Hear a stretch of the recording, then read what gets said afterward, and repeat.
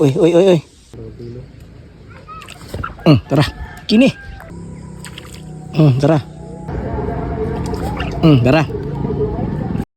What's that mga master, magandang araw. Ngayon pala nga araw mga master ay sumama sa akin sa Master JC. Dumayo kami dito sa Bayungan, dam ng San Miguel, Bohol. At sa mga oras ito ay lumilipay na naman yung aking dagway kasi mangangawil na naman ako. At napalingon ako dito bigla kasi dumaan yung ibong andar na. At syempre hindi natin padugay-dugayin pa. Agad-agad ko nang kinukuha dito yung aking mga kagamitang pandirigma para makapagsimula na kami dito mga will. At pagkalingon ko dito banda-banda ay grabe si Master JC, nakaandam na. Kaya ako dito ay nagdali-dali na rin ako dito. Nagdala pa ako dito ng suman kasi susuluyan ko magpain dito ng suman. Baka na may gagana ito. At syempre din ako magpadugay-dugay, balibag na dayon. Kasi baka magsalita pa yung mga magikap, nga grabe kadugay pa paon batahan na yung mura man gibito. Yaya kayo, layon pud tag pinabot. Kaya nagdali-dali na jud talaga ako dito at yung isa kong kawil na tawtaw ay pinaunan ko rin ng hipon at iniitsa ko na rin. At pagkalagay ko pa lang sa aking isang tawtaw ay may nararamdaman na akong agad ng enerhiya ng isda kaya di pinadugay-dugay ay binira ko na dito. Dahan-dahan bigla talaga ako nabigla pagkabira ko kasi sobrang napakagahi talaga. Binira-bira ko talaga maayo dito. At pagkabira ko dito ay lang hiya, sagbot raman di ay yung nahuli ko. Akala ko talaga yung malaking big na isda, yun pala ay sagbot raman di ay. Kaya agad-agad kong binalibag og balak yung aking kawil at agad-agad ko ring binira kasi tinutukob na naman ang isda. At pagkahuli ko dito isang maliit na gamay pa man yung mayan siklid yung nahuli ko. Pinakawalan ko lang muna at dito na naman banda-banday bumira na naman ako at nahuli ko naman ay mayan siklid gihapon na maliit na gamay lang gihapon at bumira na naman dito. At pagkarsa ko dito ay maliit na gamay lang gihapon, binuhain ko lang muna at napalingon din ako dito sa aking kasama na si Master JC kasi maliit na kaluha po yung nahuli niya. At sa mga puntong ito ay may nararamdaman naman akong isda kay punlot na po dagat. Kalibay maliit na gamay lang jud gihapon. At sa mga oras ito ay meron na naman kay bira na po. At pagkabira ko dito at pagkatanaw ko ay murag sakto na siya kadakon nga murag di pa pero murag sakto na jud siguro ni. Agad-agad ding nasundan ng tilapia na murag sakto na kayo pang inihaw na sinugba. Hindi na pinadugay-dugay, sinisulod na sa may hiwagang sudlanan at unti-unti nang lumilipay yung aking dagway sa mga oras ito. Hindi ko na talaga mapigilang magsayaw-sayaw dahil sa sobrang lipay ng aking dagway. Dito naman banda-banda pagkabira ko dito ay meron na namang dako-dako na gamay nga murag dako-dako na jud siguro ni kay gahe-gahe namang birahon kaya pagtan-aw ko dito ay dako-dako na gyud ay. Malaki-laking big na namayan siklid yung nahuli ko para na siyang malapit na maging palm size yung kalang-kalaki. Hindi ko na namang mapigilang magsayaw-sayaw dahil sa sobrang lipay ng aking dagway. Sulod agad sa sudanan kay basig makabuhi pa at pagkaling ko dito kay Master JC ay lumilipay po yung kanyang dagway. Hindi po niya makapigil na magsayaw-sayaw dahil sa sobrang lipay. Kala ko na talaga nakahuli na ng magic carp yung aking isang kawil sa mga oras ito at pagkatanaw ko dito ay sangarang man di og kahoy walang hiya, nauuwa talaga yung aking dagway. Sa mga puntong ito ay parang nagsipag-alisan na yung mga isda kasi hindi na ako nakakahuli. Nakakailang lagnot, bunlot at bira na ako dito ang ginagawa ko pero hindi pa talaga kaya nakapagdesisyon na kami dito na magpagsipag-alisan na kami, lilikas na kami ng ibang pupwistuhan. At dito kami banda-banda lumilipat sa tulay ng Laswerte. At dito na naman kami pupwisto at di ko na pinadugay-dugay. Minamasa ko na dito yung aking pamain na pula at napalapit ako bigla kay Master JC kasi may nahuli daw siya at pagkatingin ko dito ay parang pugita yung nahuli niya. Ano kayang klaseng isda ito? At patuloy na lang ako sa pagpadayon sa pagkumot-kumot sa aking pamain na pula at hindi na pinadugay-dugay. Pinain-pain ko na dito. Ako'y namamasin at nanghihinaot na makakahuli talaga ako ngayon ang good sa pangsinugba na inihaw na tilapia. At kakalagay ko pa lang ay binunlot ko na agad kasi tinutukob na naman ng isda. Naglambigite pa talaga silang dalawa pero itong isdang tilapia ay goods na ito. Napalingon rin ako agad kay Master JC kasi nakahuli raw siya ng mamaw na ibis. Kaya po ako dito ay pinakiramdaman ko yung aking kawil at binira at pagkabira ko dito ay lumilipay yung aking dagway kasi good sa pangsinugba na tilapia. Saktong-sakto kasi malapit ng magtanghalian, ginugutom niyo yung aming tiyan. Agad-agad namang binalik yung aking kawil at pinakiramdaman. May humatak na naman sa aking kawil kaya bira agad at pagkabunlot ko dito ay good sa naman pang ihaw na tilapia yung nahuli ko. Lumilipay na naman ugmayo yung aking dagway. Pagkalingon ko rin kay Master JC, nakahuli rin siya na good sa pang inihaw. At bigla akong nakabahan sa mga oras ito kasi mabigat yung nahuksit ng aking kawil at pagkarasa ko dito ay sangarang manayog Jemelina. Parang sinyalis sa talaga ito na maghaling na ako para magkag-ihaw na ng isda. Kaya di ko na pinadugay-dugay, kinukuha ko na dito yung aking mahiwagang sibot at namimili na ako dito ng sakto pang inihaw ng mga sinugba. At sabay dabdab na rin sa aming natapok na ng kahoy para maghaling na. At binudbura ng maalat na kalamay yung isda para sumasarap at lumalami. At dito na sinusugba ko dito yung mga kaisdaan para na may madali itong maluto at magsipagkainan na kami kasi nanugutom niya yung tiyan. At dito rin ay pumunta ako sa tindahan para naghahanap ako dito ng ice tubig. Sobrang lumilipay talaga yung aking dagway kasi hindi ko talaga inakala na nakilala pala ako ng batang ito. Lumilipay po yung kanyang dagway na nakita niya ako sa personal. Shout out sa mama at papa. At syempre hindi na ako nagpalabig dugay-dugay kasi nagugutom na talaga kami at timing pagkadating ko dito ay niandam na ready yung mga pagkain namin ni Master JC. Sabi ni Master JC, birada na ta Master. O sige, birada na. Pero teka lang, manghinaw muna ako para naman matatanggalan ng konting bakterya yung aking kamay. Hindi na pinadugay-dugay, atak na dayo. Maraming salamat nga po pala Master kung umabot ka po sa part na ito. At manghingi lang po ako Master kahit isang share lang ang aking video para malilipay na naman yung aking dagway. Halika Master, kain na po tayo. Punta.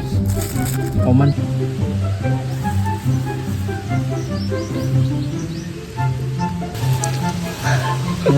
Nga. Ano tilapia sinugba? Ay.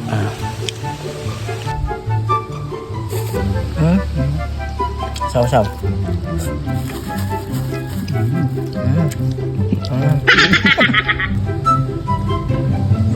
At sa mga puntong ito, may isang aw-aw na lumapit sa amin, nangangayo siya ng makakain. Sabi ng aw-aw sa akin, ayaw ng tilapia dong ha, kinapulaan ako anak, kanang manok ako adong. Sabi ko naman, hala mo ba, di araw, pasensya na ka na ha, kay bukog radyog na kinahurot ng unod. Sabi naman niya, okay ra kayo dong, ay salamat dong.